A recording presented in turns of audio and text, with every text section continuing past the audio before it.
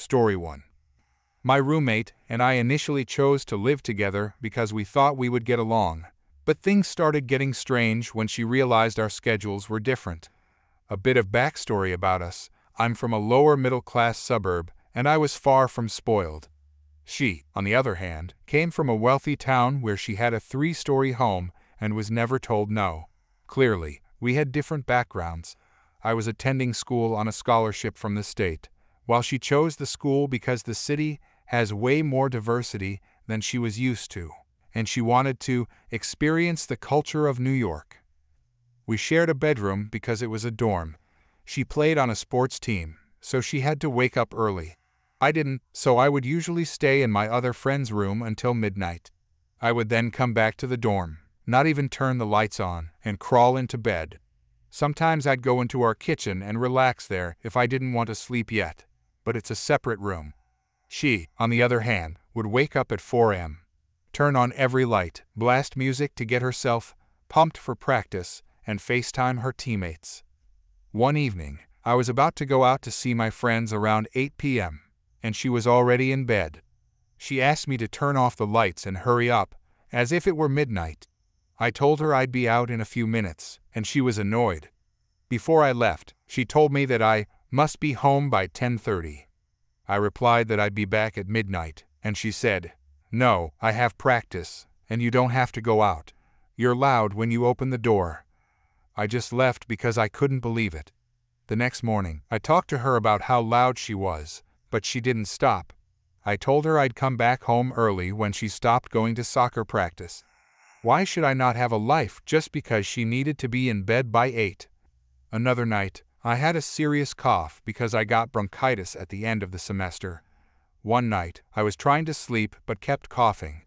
After a while, she snapped out of bed, looked at me, and said, "If you're going to do that, how about you just go in the kitchen?" Naturally, I said no. She also once told me to stop getting sick because it scares her and makes her anxiety worse. What? There was another time when she got mad at me because the shower was cold. The conversation went something like this. Did you take a shower?" I said. "No, I showered last night." Her. "Well, you must have because it's cold, and you did something to it." Me. I just said I didn't shower. It turned out the entire dorm's shower system was broken. No apologies were given. Another time, I went home for the weekend, and she called to tell me her friend was going to sleep over in my bed. I said no. Why was my bed messed up when I got back? There was also the time she informed me the night before my final that her friend would be sleeping over in our room. She didn't ask. She told me. I mentioned I had a final, and her response was that she had already told her friend, who was flying in from out of state months ago. They were loud that night. One of my other favorites was when she got upset that I wouldn't go home on my birthday weekend. She wanted her boyfriend to sleep over, but it was my birthday, and I wanted to hang out with my friends. She told me to just go home and hang out with my family. No, thank you. And my absolute favorite was when I went home for winter break and she stayed in the dorm. She asked, "Did you come back at all during the break?" I replied, "I've been home for 3 weeks." Her. "Well, my sweater went missing along with other stuff, and I don't want to accuse you, but I think I saw you post in something similar."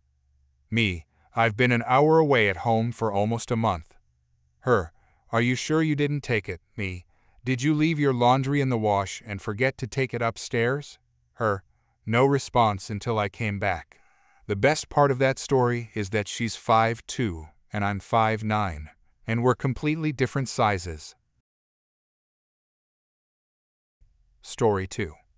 This past Christmas, my wife and I purchased a Santa gift for our 9-year-old son from a well-known UK sports retail company, which also has several stores in Ireland.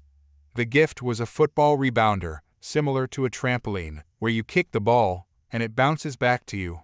We ordered it from their Irish website, thinking nothing of it. A few days later, we received a notification from a well-known courier company, recognized by their brown uniforms, indicating that there were customs charges due on something. Since we had ordered several items for our children, we had to double-check our purchases. We hadn't expected anything to be imported, so we naturally assumed it was a scam. I told my wife to contact the company and find out who had shipped it, and it turned out to be a different courier company based in the UK. After some investigation, we discovered that it was our rebounder, which had been shipped from the UK via a local carrier to the brown uniformed company for delivery to us. Both my wife and I are on disability, so an unexpected charge of nearly €50 was tough, especially during Christmas. I told her to pay it, and I would handle the matter with the retailer. The first day I called, I had to make 3 calls, each time being stuck on hold for at least 20 minutes. However, I remained patient and polite because I had worked in a call center before and knew that those employees were just doing their job. I requested to speak to a manager and was promised a call back each time, but that never happened. The second day was quite similar. By the third day, I was starting to get annoyed. I called again, waited even longer on hold, and finally decided I couldn't take this nonsense any longer. I told the representative that all I wanted was the €50 back because our consumer rights in Ireland dictate that a person must be informed of any additional charges on a purchase, at the very latest, by the final checkout screen. In this case, there was no indication of such charges, and I could easily replicate the issue by placing the same item in my basket and proceeding to the checkout screen again, where there was nothing indicating that we would have to pay import charges. The representative was indifferent but tried to help. What he said, however, really pushed me to the edge. He offered me a meager €20 gift voucher to use on their website, but more importantly, he read a statement to me. We advise our customers that there may be delivery duty unpaid charges, meaning customs charges, on any item that gets shipped outside of the UK. I then asked him where this information was stated, and he paused before admitting that he didn't actually know. I responded, "Well, I know one thing. It doesn't say it anywhere in this transaction because I've checked. Since this is a violation of my consumer rights, I'm giving your company one last chance to make this right. Have your manager call me within the next 60 minutes, or I'll post this entire debacle on LinkedIn and link every senior officer in your company." Then I hung up the phone and waited. But, as expected, no call came. The next day, I followed through on my promise and posted on LinkedIn. I detailed how they had stuck us with hidden charges, ignored our requests for a manager, and everything else they said and did. I tagged every senior officer at the company, from regional managers and European directors all the way up to the CEO, and shamed them for how they operated their company. This, ladies and gentlemen, had now become an act of war. Shortly after I posted, I noticed that they had taken down the item from their website in an attempt to hide it. But they underestimated how well I understood the internet. They didn't realize that when you searched for a rebounder on their site, the item still showed up, so I took a screenshot of that, along with another of the now missing item page. I then did a Google cached search for the same page and found a version from 2 days prior, which still showed the item. I added a comment to my original post, highlighting how they were trying to hide it, with evidence included, and criticized them for their unethical behavior, especially during Christmas.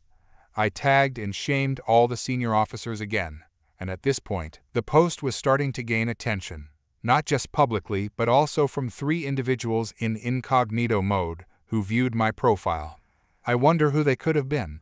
So naturally, I took a screenshot of the 3 mysterious visitors listed on my profile and did the same thing commented on my own post, highlighting it and criticizing them for their incompetence. The next morning, I received a call from a senior executive at their head office in the UK, practically begging for forgiveness and asking what could be done to make things right. I told her that I originally only wanted my €50 back because it wasn't fair or even legal that I had to pay it, but since I had to go to such lengths to get their attention, I now wanted my €50 back, a full refund on my entire purchase, and to keep the product. That was the only way this issue would go away. She asked for a couple of hours to resolve it, and I agreed. About an hour later, she called back, once again apologizing. She asked for my PayPal address, where she sent the €50, then refunded the entire purchase and allowed us to keep the product. I thanked her for her help because, at that point, I was just relieved it was over. But I'll be darned if I let anyone walk all over my family, even if they are a company making £58 million annually. The moral of the story is, don't take nonsense from anyone. I may be just one person, but my son's view of Santa is far more valuable to me than the opinion of some retail chain that doesn't care about its customers or how it operates ethically. Story 3. My girlfriend was having issues with her micromanaging boss, which reminded me of an orchestrated case of malicious compliance we carried out around 2304 when I was working for a consulting company. The client we were working for was a bank, and they had us working from the second basement level. This area consisted of a warehouse full of ATM replacement parts and another retrofitted warehouse with desks for us. You can imagine the type: flickering neon lights, ventilation columns, and the only thing resembling a window was a poster of a window that the consulting company had hung up on one wall. Cell phones weren't as common back then, and although the internet was somewhat available, everything was blocked because of the bank's firewall. We had to access search engines through their IP addresses.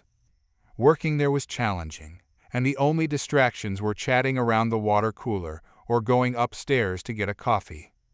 We were a team of about 30 people, split into two large groups, handling a programming language primarily used in business, finance, and administrative systems, while a smaller team handled web development, .NET, and whatever else someone asked the manager to deliver. I was part of the smaller team. The client asked us to track how long it took to finish each task. This was managed by each of the 3 team leaders, and there was a bit of flexibility in how hours were reported. So, each team member would inform their team leader whenever a task was finished and how long it took. The system worked well because the team leaders were relaxed, and the team members were serious and didn't slack off much.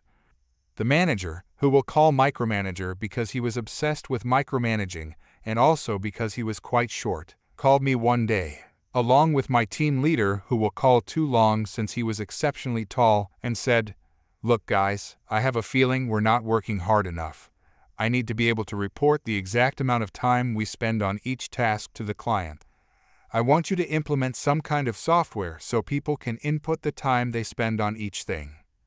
Too Long tried to explain that the current system in place worked quite well, that the numbers were accurate, and there was no need to change the status quo. However, Micromanager insisted that it wasn't enough, claiming people were wasting time, and he wanted precise tracking. At the time, I was around 22-23 years old, and this was my first job, but Too Long had a knack for malicious compliance. So, he designed the system. It consisted of a small traffic light icon in the taskbar. Red meant you were assigned to a task, yellow indicated a temporary stop, and green meant you were unassigned. To change from one color to another, a pop-up window appeared, requiring you to input the reason for the change. We then created a web page that summarized and presented the data anonymously. It also had an export button so that Micromanager could check and use it to report more efficiently, which was his idea of improving the reporting process. We installed the software on every computer and demonstrated how it worked to Micromanager. He was pleased and instructed us to explain the system to the team so they could start a trial run of the idea immediately. So, we did. Too Long gathered every team member and told them that Micromanager wanted an exact tracking of each person's activities. He repeated the word "exact" numerous times, probably about 50 times in just 5 minutes. He also mentioned that the following day would be a trial run for the software. The 30 team members understood right away and complied in a very exact manner. Here are some of the things I remember from the report, though I might recall some of these slightly embellished. It's been a while as highlights after the trial day. Arrival, taking off coat, no hanger available. Tried to hang it on top of another coat, both fell. 5 minutes. Cough attack, had to get a glass of water. 5 minutes. Joke, morale booster. 2 minutes. Lost track of thought. Realized I was looking at the poster of a window instead of a real window. 3 minutes. Trip to the restroom. This totaled around 400 minutes, accounting for 30 people going twice in the day or so. Discussion about last night's football match. 50 minutes. Air too cold. Had to ask maintenance to raise the temperature. 4 minutes. Temperature adjustment. Now everyone was sweating. Had to ask them to lower the temperature. 2 minutes. Inputting change of state in traffic light app. This added up to about 2 hours in total. And the list went on and on. The real work data was also there, but it was practically unusable. Before leaving the office, Tu Long called his team, and we had a really good laugh reading the list. The next day, when we arrived, micromanager called Tu Long, told him something, and then Tu Long asked me to uninstall the traffic light app from every computer. Story 4. Alright, so there I was, just chilling at the local park, minding my own business. It's a sunny day, kids playing, dogs barking, the whole shebang. Now, I'm not one to toot my own horn, but I'm the kind of guy who likes to help out when I can. Hold the door open for someone, return a lost wallet, the usual Good Samaritan stuff. So, this one day, I'm sitting on a bench, scrolling through my phone, probably looking at cute animal videos or something. Out of the blue, this lady storms up to me like a hurricane on a mission. She's got the classic Karen haircut, you know the one, and a vibe that screams trouble. This Karen starts laying down this wild story about how she's got an emergency and needs me to watch her baby for a hot minute. Now, I'm thinking, lady, do I look like a daycare center? But, I'm trying to be polite, so I ask her what's going on. She starts rambling about how she needs to run and deal with something urgent, and her precious little bundle of joy can't be left alone. I'm not exactly the babysitting type, but hey, I figure it's just a few minutes. What's the worst that could happen, right? Famous last words. So, Karen hands me this squirming, gurgling baby like it's a live grenade, and off she goes, disappearing into the horizon faster than you can say, unbelievable. Now, I'm sitting there awkwardly on this park bench, trying to make small talk with a baby who clearly doesn't understand my profound insights into the meaning of life. Fast forward maybe 10 minutes, and here comes Karen, huffing and puffing like she just ran a marathon. She snatches her baby from my hands without even a thanks and starts laying into me about how long she had to wait and how I should be grateful for the honor of babysitting her precious angel. I'm just about to give her a piece of my mind when, lo and behold, a cop strolls up. Now, at this point, I'm thinking, great, what did I do now? But no, Karen points at me and starts this whole dramatic scene about how I neglected her child and how she wants me arrested. The cop looks at her, looks at me, and I can see in his eyes that he's not buying into her circus act. He asks what happened, and Karen launches into this whole saga, painting me as the villain of the century. I'm just standing there, trying to wrap my head around how babysitting turned into a crime. The cop turns to me, and I explain the whole situation. I tell him how Karen dumped her kid on me, ran off, and now she's back playing the victim card. The cop, bless his soul, sees through the nonsense. He warns Karen about wasting police time and tells her to cool it. Now, most people would take the hint and skedaddle, but not Karen. Oh no, she goes full drama queen. She starts jabbing her fingers into the cop's chest, all up in his personal space, like she's auditioning for a role in a soap opera. The cop, surprisingly patient, tells her to back off. But Karen is having none of it. She keeps poking and prodding, like she's trying to find the arrest button on the cop's chest. At this point, a little crowd has gathered, probably drawn in by the spectacle. I'm just standing there, trying not to burst out laughing at the absurdity of the situation. Finally, the cop has had enough. He calmly tells Karen that if she doesn't step back, he's gonna have to arrest her for assaulting an officer. You'd think that would be the end of it, right? Nope. Karen doubles down, convinced she's above the law. So, what does our hero cop do? He pulls out the handcuffs and, with the grace of a ballet dancer, calmly cuffs Karen's hands behind her back. The look on her face was priceless, a mix of shock, disbelief, and a dash of pure, unadulterated entitlement. By this time, the crowd is eating it up. People are filming. There's a guy selling popcorn, okay, maybe not.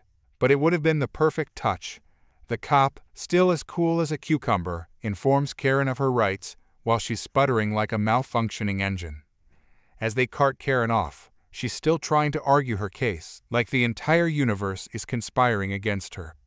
The cop gives me a nod, a silent acknowledgement that I just witnessed a wild episode of the Karen Chronicles. And that, my friends, is the day I became an unwitting babysitter, got accused of crimes against child care, and witnessed the epic takedown of the one and only entitled Karen. Life's weird, ain't it? Story 5. I recently overheard this story during a casual conversation with my elderly relatives, and it was quite a shock. I asked my mom about it, and she confirmed that it's true, though the version they told me was censored. I always knew that my grandparents asked my dad to move out when he was young, but the version my dad told me was that it happened after he finished high school and applied for a job. The real story, however, is much worse. My grandmother married young and had my dad 6 months after the wedding. Back then, if you were expecting a child, you got married after the parents of both parties made an arrangement. That's what happened here. When my dad was born, his father went out to celebrate because he had a son. But when my dad was just 6 days old, there was an accident. His father was riding a bike and collided with a truck. The truck's driver survived, but there was no insurance because my grandfather was very drunk at the time. So, the situation for my grandmother became extremely difficult: no job, no money, and a newborn to care for. When my dad was 7, his grandparents arranged a marriage for their daughter. My step-grandfather was hesitant about becoming a father as a young adult, but did what he could with his limited resources. My grandmother took on odd jobs but would often get drunk and then fired. This happened so frequently that eventually, they decided she should stay home and take care of her children. My dad ended up being a replacement parent for his step-siblings. Here's where things get really bad.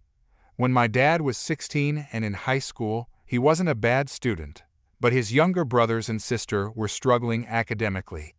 One of his younger brothers even failed to advance to the next grade in elementary school. My grandmother was furious and ended up forcing my dad out of the house. She told him to take his clothes and leave, screaming, "We'll see how long you stay in high school now." Back then, there were laws that required kids to stay in school until they were 18, and it was illegal to hire a minor. My dad found some odd jobs, and the parents of his schoolmates let him stay with them for several weeks.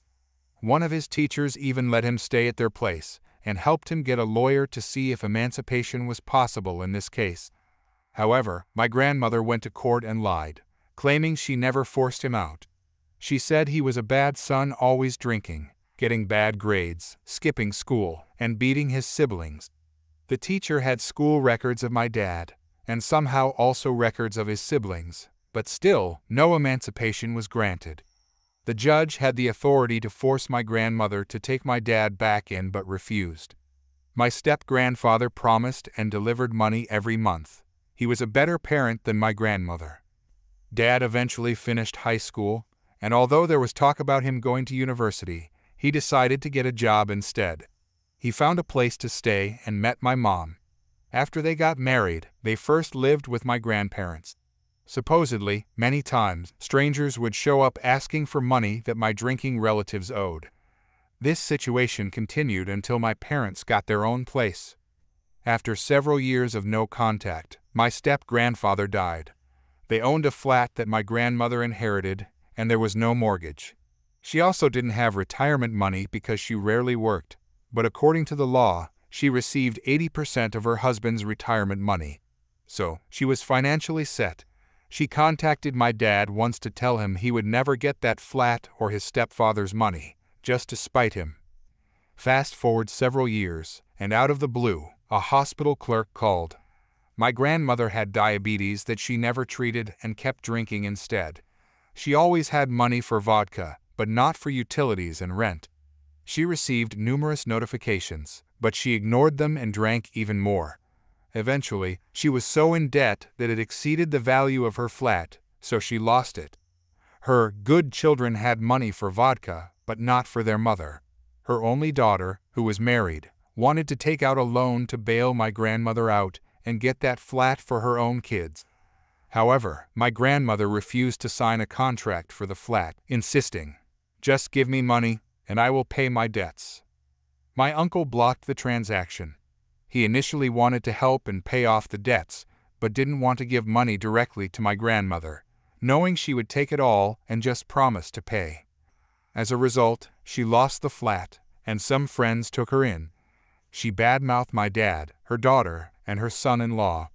Eventually, one friend saw her true character and asked another person to take her in, and then another and another. The last person who took her in came home one day to find my grandmother and some of her sons there drinking, with many valuable items missing.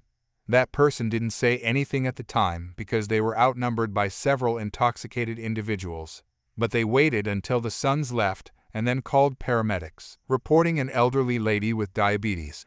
My grandmother wasn't lucid, and they weren't sure if it was due to the diabetes or all the alcohol. The police arrived and tried to blame the host, but they had a recording of themselves begging the sons not to share alcohol with my grandmother. So, the police couldn't arrest the host, and the paramedics took my grandmother to the hospital. She lost both legs. The hospital kept her for several weeks, and she gave them my parents' address as her own. That's when a clerk called my parents. My parents had to show all the documents and explain that my grandmother had gone no contact with them, taken out loans in my dad's name, kept money he had to pay back, took the home that her parents left for him, and more. The hospital couldn't force my parents to take her in. Actually, my dad wanted to, but my mom asked, "What will you do when your mom invites your brothers over, and one of them is so drunk that he harms me or our daughter me?" None of the good sons took her in. The hospital clerks tried to place her in a home for the elderly, but it didn't work. There was a rule against alcohol, which she disregarded. She invited her sons over, they drank vodka, and some items went missing from many rooms. You know how it goes. Eventually, her daughter took her in, and they moved to another place. They were supposed to live with the parents of the son-in-law, which was the official reason, but it was 180 kilometers from our city, and there was hope that all my dad's stepbrothers wouldn't visit. They had no jobs, just some money from Adult Protective Services, which they used for vodka. They never visited, despite promising a lot. I know my parents visited several times and left some money that my uncle took, not for himself, but to buy food, medical supplies, or hire a nurse. He told them that my aunt would just give the money to her mother, who would then drink it away. My grandmother eventually passed away and was buried locally. All her good sons attended her funeral and then started a huge quarrel. They demanded money from my parents and my aunt and uncle, claiming that all four of them had taken the pension money and gotten rich. Explaining that all the money went to nurses and medical equipment didn't make any difference. And that's the uncensored story of how one person wasted her life. Story 6. I'm not sure if this is the right place to post this. I feel super conflicted. My 25F grandmother 69F can't accept the fact that I am grown and acts entitled to my children. She's genuinely nice most of the time, but there are things she does frequently that really aggravate me. For some backstory, I'm the first grandchild and definitely the favorite, not saying this to brag at all, trust me. My mom had me when she was 17. And my bio dad nor any of his family ever had anything to do with me. This meant that she's the only grandmother I ever had until my mom married my stepdad when I was 8. My mother and I lived with my grandmother up until that point. Even after we moved out, I would still visit her or spend the night with her all the time for years. I sort of slowed down on visiting all of the time when I began college because I had a full-time job as well. For the past few years, I will typically see her maybe once or twice a month. Each time I talk to her or visit will make comments about how she's sad that I don't spend the night with her anymore or visit as much despite me being a 25-year-old married woman with 2 kids on the way and a job. She complains that I don't call her enough, but the phone goes both ways. She, in her words, sits at home and does nothing all day, so why would she not think to call her family members? Despite my age, she still treats me as a literal baby. She will occasionally start rubbing my butt, singing, "Rub it and pat it." which is something she used to do when I was a baby. Every time she does it, I jump and move forward, and she'll say, "Oh, don't act like that. You used to laugh and laugh when I would do that." And I'll say, "Yeah, when I was a toddler. I'm 25 now." And she'll say, "You're always going to be Grandma's baby," and I'll rub it and pat it whenever I want, and laugh. One time, my grandmother, mom, sister, and I all went on vacation. We shared one hotel room with 2 beds. My sister was in the bathroom, and I wanted to change, so I told my mom and grandmother to not look my way because I was changing clothes. My grandmother said, "I'm gonna look." So I was like, "Why?" and uncomfortably laughed. She said, "It's not like I haven't seen you naked before." Again, I reiterated, "Well, that's when I was a kid. I'm an adult now." And she just laughed. It's like in her eyes I never aged past 10 years old. She will be shocked and stunned when I dislike something that I used to not be a fan of when I was a child. For example, I used to hate salads as a kid, but in my 20s I eat them all the time. She refuses to believe I really like salads because 15 years ago I didn't. When she is finally convinced, she gets sad and says things like, "I can't believe I don't even know what my girl eats anymore," which I know isn't a huge deal, but paired with everything else, it's just another thing that really irks me.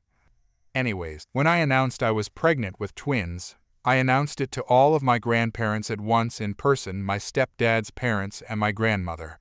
Once I did this, my grandmother shrieked with joy and began sobbing. She literally got in my step-grandmother's face, pointing, saying, "Those are my babies, you hear me? Mine." My step-grandmother just sort of stood there and said, "Well, I guess I should be congratulating you then." And my grandmother says, "They're more like my grandbabies than great-grandbabies, since I raised Op, and she's more like a daughter." My mother gets a little uncomfortable by this because while I did live with her for the first 8 years of my life, this doesn't replace my grandmother as my mother. My mother later asked me who I wanted to be at the hospital when I gave birth. My grandmother interrupted me and said, "I will be at the hospital just to let you know." I just looked at her wide-eyed and said, "I didn't say you couldn't come to the hospital." And she said, "Oh, I know, I'm just saying, I will be there." This is amplified throughout my pregnancy. She refers to my children as her babies. She tells me I shouldn't do certain things, such as carry a 5-pound duffel bag, because I'm hurting her babies. My mother, grandmother, and I went baby clothes shopping, and there was a shirt that said, "Mama's Boys," or something like that, and she pointed it out and said, "You don't even need to worry about buying a shirt like that. They're going to be Grandma's boys, so I'm settling that right now." She even refers to them as her babies to other people. I was at her house with my mom, and my great-aunt called my grandmother. My great-aunt asked, "Have you had your babies yet?" And my mom, stunned, asked, "What?"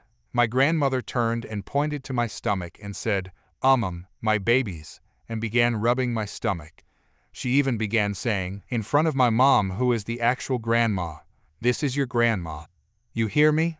Grandma." Sometimes, instead of acting super entitled, she'll switch and act like she's outcasted. She will say things like, "I sure hope you let me see these boys at least sometime. I would be so sad if you didn't, for no reason." I have never stated that I would withhold them from her, but she acts like I'm never going to let her see them out of the blue. All in all, the reason why I find it hard to set boundaries with her and why I feel so guilty is because my grandfather passed away when I was 18. They were together 40 years, and I know she misses him dearly. She lives all by herself, and I understand that she is very lonely. She said that my kids have given her a purpose again, and she's excited to feel needed again, which is a big thing for her. Example, she got sad when my little sister got her first car because she wouldn't need her anymore to take her to school. She has done a lot for me and my family, and while I do love her a lot, these things she does really drive me up a wall. It's like she's trying to take the place of both my mother and I when it comes to my children. She lives completely in the past, and it seems like she almost resents the fact that I'm an adult and need to be treated with respect. She wasn't like this at all before my grandfather died, so I know it has to be something caused by grief. I just need to know Am I overreacting by being uncomfortable and annoyed by all of these things? My mom gets annoyed with her a lot so she understands, but my stepdad tells me I'm being too sensitive.